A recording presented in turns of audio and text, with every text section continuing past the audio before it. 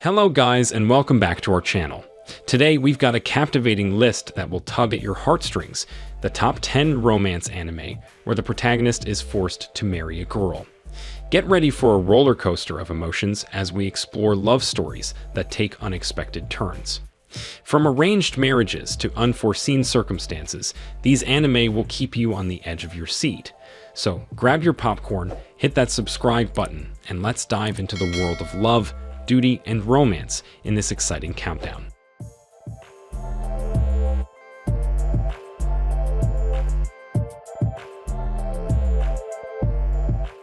My wife is the student council president.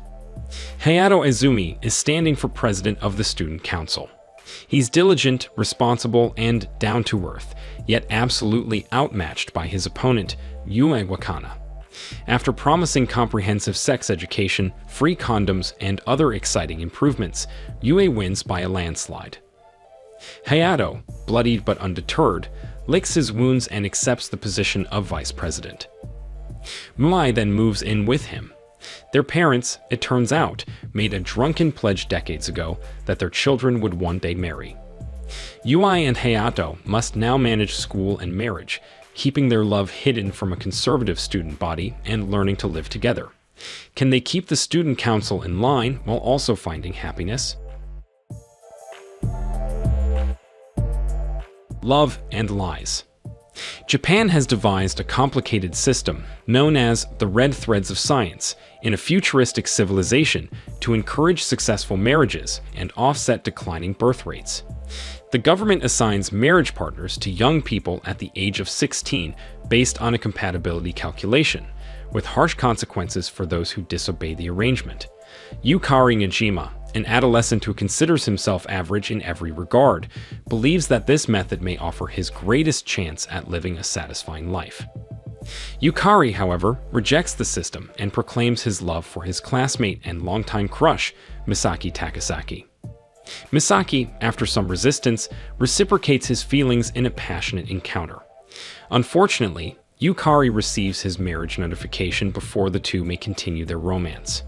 When his unimpressed assigned partner, Irina Sanada, gets obsessed with his illegal connection, he is dragged into a perplexing web of love and lies.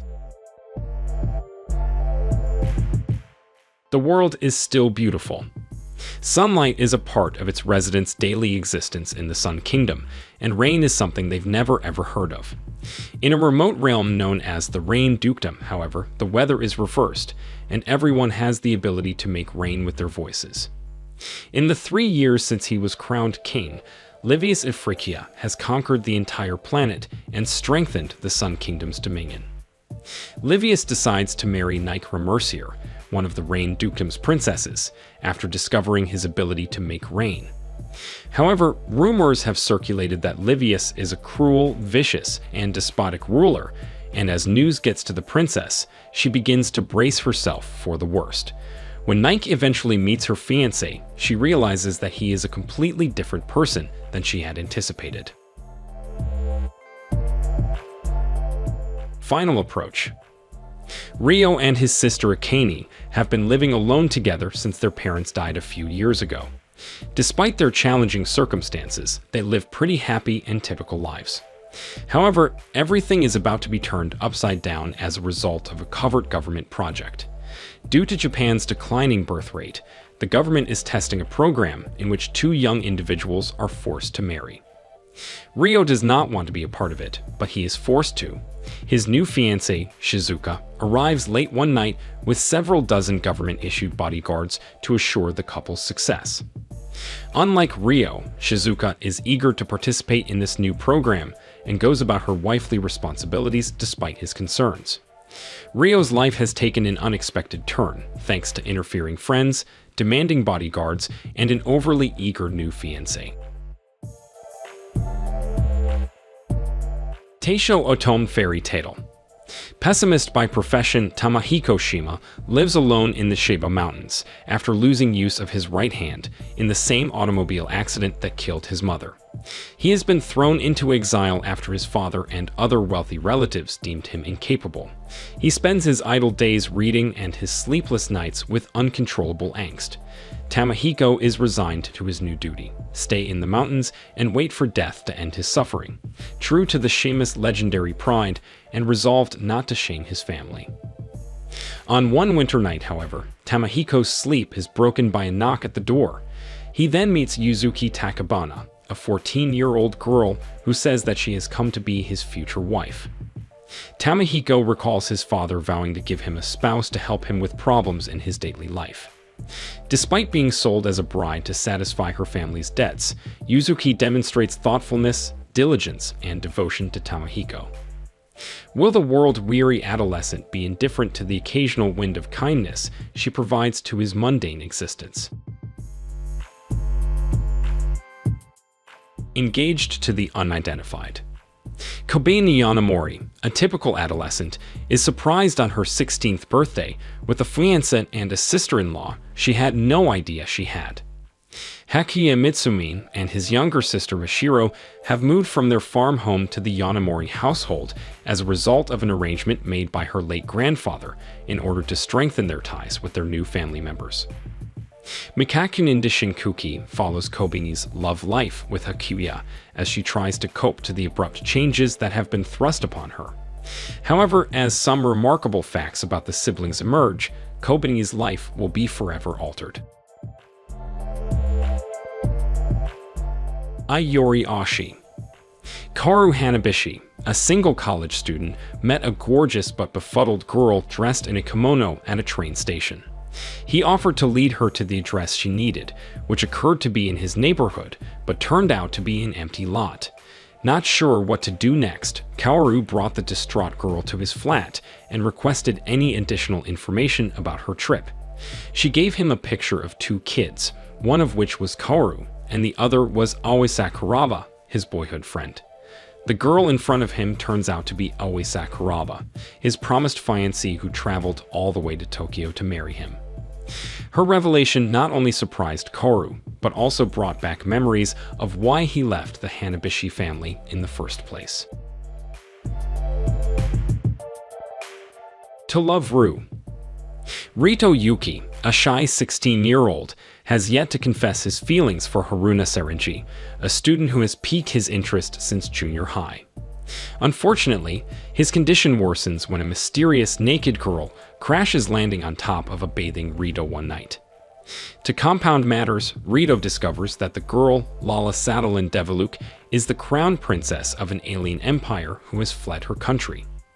Despite her status as the heiress to the galaxy's most powerful empire, Lala is surprisingly eager to marry the decidedly ordinary Rito in order to avoid an unpleasant political marriage. To Love Ru illustrates Rito's daily battles with the strange disarray that arises with Lala's arrival. To Love Ru is a romantic comedy full of slapstick humor, attractive chicks, and outlandishly filthy scenes that break the laws of physics, with an ever-growing legion of swooning beauty that always foil his attempted confessions to Haruna. Kakuriyo, bed and breakfast for spirits. Tsubaki, who was abandoned as a kid by her mother, has always possessed the capacity to perceive ayakashi, spirits from the hidden realm. Shiro Tsubaki, her grandfather who possessed the same talent, took her under his care and taught her how to coexist peacefully with the ayakashi. When her grandfather dies unexpectedly, the independent Aoi must continue her college career, equipped solely with her cooking skills as a defense against the human-eating spirits. She takes it upon herself to feed the hungry creatures that cross her path in the hopes that the ayakashi will not turn to her or other unknowing people as a nice feast. Aoi is sent to the hidden realm after giving a mysterious ayakashi her lunch, where the ayakashi reveals himself to be an ogre god known as Udana, the master innkeeper. There she discovers that she was used as security for her grandfather's 100 million yen loan, and that she must pay the price for her grandfather's rash decision by marrying Udana. Aoi bravely refuses and decides to settle matters on her own terms, opening a cafe at Udana's inn to pay off the loan. Kakuriyo no Yadomashi follows Aoi on her journey to change and touch the lives of the Ayakashi using the one weapon she has against them, her wonderful cuisine. The Ancient Magus Bride. Chisatori, a 15-year-old Japanese girl, was auctioned off for £5 million to a tall masked male. She was willing to give herself to any bidder if it meant having a place to call home after being abandoned at an early age and mocked by her peers for her unorthodox behavior. In chains and on her way to an unknown fate, she overhears robed men discussing and moaning about how such a bidder got his hands on a rare sleighbeggy. Ignoring the murmuring, the strange guy brings the young lady to his study, where he exposes himself to be Elias Ainsworth, a magus. After a brief argument and some teleportation magic, the two awaken in Elias' gorgeous cottage in rural England. Chisa's narrative as the apprentice and assumed spouse of the ancient magus begins with her arrival, when she is greeted by fairies and surrounded by strange and lovely beings. So, these were the top 10 romance anime, where the MC is forced to marry a girl. Make sure to subscribe to the channel and hit that bell icon so that you don't miss any videos like this in the future. Keep sharing your thoughts with us down in the comments. I'll see you in the next one.